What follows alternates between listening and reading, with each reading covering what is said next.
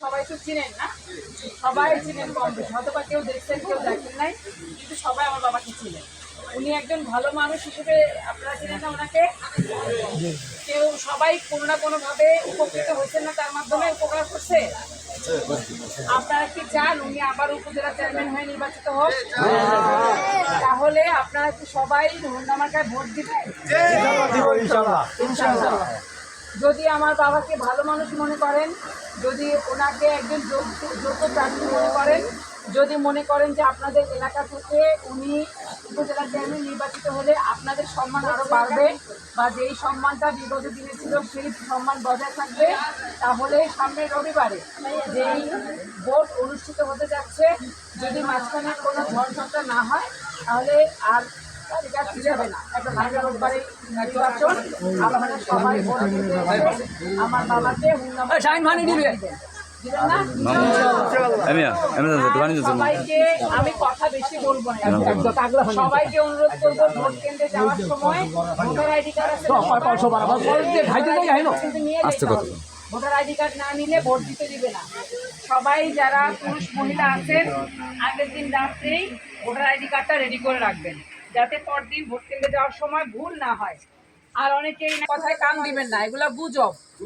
কিছু কিছু মানুষ আছে যারা চায় না গ্যাস চেয়ারম্যান বেশি করে ভোট পাক, সেই মানুষরা এই কথাগুলো ছড়ায়, যাতে আপনারা যেন বলেন যে আরে ভোট তো হইবই না, ভোট কি লাভ। এই কথা একেবারেই কানে নেবেন না।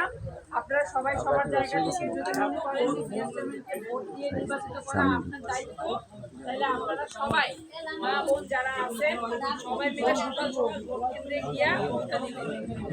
আবার অপেক্ষা করেন না। ভোটার আইডি কার্ড ছাড়া কিন্তু চাচিরা, ভোটার আইডি কার্ড ছাড়া কিন্তু ভোট দিতে দিবে না। আগের দিন রাতে বেলায় এই কাপড়ের খোঁজের মধ্যে বাইন্দা নেবেন ভোটার আইডি কার্ড। সকালবেলা তাড়াহুড়ো করে দেখা যাবে খোলা কান্দে মাইয়া কান্দে ঝামেলার মধ্যে দৌড়ায় বের হয়ে গেছেন, মনে নাই ভোটার আইডি কার্ডটা। ভোটের যখন ভোট প্রিজাইডিং অফিসার বলতে আপনার voter ID card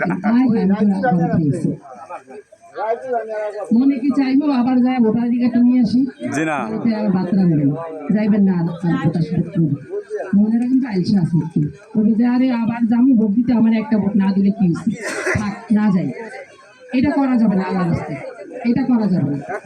voter ID কার্ডটা সবার আগে রেডি করে রাখতে হবে, যাতে করে ভোটের দিন ভোট কেন্দ্রে যাওয়ার সময় এটা আপনার সাথে থাকে, মনে থাকবে।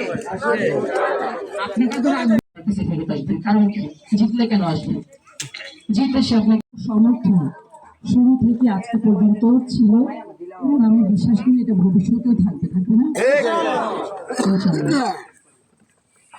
অনেকের কথা শুনলাম আমি বদরপুরে এসে যে আমার বাবার সাথে খুব ভালো সম্পর্ক ছিল, কোনো যথাসাধ্য চেষ্টা করেছেন তাদের জন্য ভালো কোনো কাজ করার জন্য, হয়তো বা কাউকে কোনো চাকরি হতে দিয়েছেন, কারো বাড়ির জন্য কোনো সহযোগিতা করেছেন, কোনো একটা বিষয়ে তার পাশে দাঁড়িয়েছেন। এরকম অনেকেই এখন আমার বাবার বিপক্ষে, আমি যদি ভুল না বলে থাকি।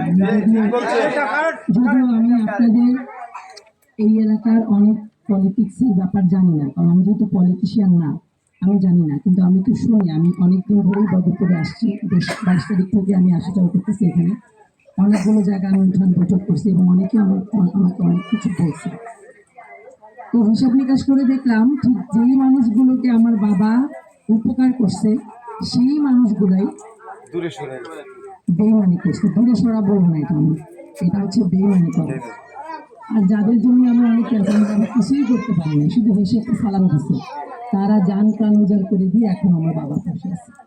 এটার কারণ কি জানেন? আমার যেটা মনে হয়েছে, আমার এই ছোট মাথায় যতটুকু মনে হয়েছে, যাদের আসলে চাহিদা আছে, কোনো কিছু পাওয়ার পিছনে যাদের স্বার্থ আছে, সেই মানুষগুলোর চাহিদা দিন দিন বাড়তে থাকে। তারা হয়তো বা মনে করছে যে আজকে গ্যাস চেয়ারম্যান আমাকে একটা উপকার করছে, আরেকজন আসছে আমাকে অনেক টাকা দিছে তার পক্ষে ভোট করার জন্য, ভোট করি, তাকে জিতাইতে পারলে আমি আরো অনেক বড় কাজ পাবো। এই যে চাহিদা বৃদ্ধি পাইছে, তাদের লোভটা বাড়ছে, সম্ভবত সেই কারণেই তারা অন্যদিকে গেছে। আরেকটা কারণ হতে পারে যে আমার বাবা কোনো কারণে, পরিস্থিতির কোনো কারণে বা অন্যান্য যে কোনো কারণে হয়তো বা তাদের কোনো একটা কাজ করে দিতে পারে না।